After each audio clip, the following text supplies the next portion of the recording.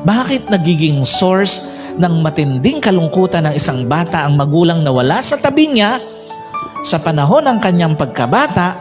Kasi hindi mo na maibabalik yung panahon na bata pa ang anak mo.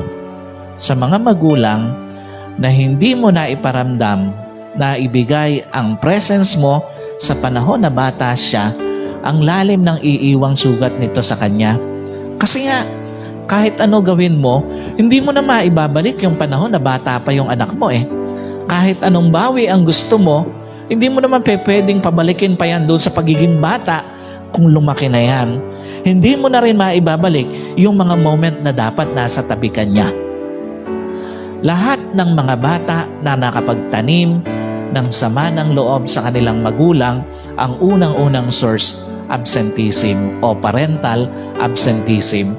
Yung wala siya sa panahon na habang siya ay lumalaki, wala siya sa panahon na kailangan siya sa tabi ng kanyang anak, and at the same time, wala siya doon sa panahon na may mga laban na hinaharap ang kanyang anak.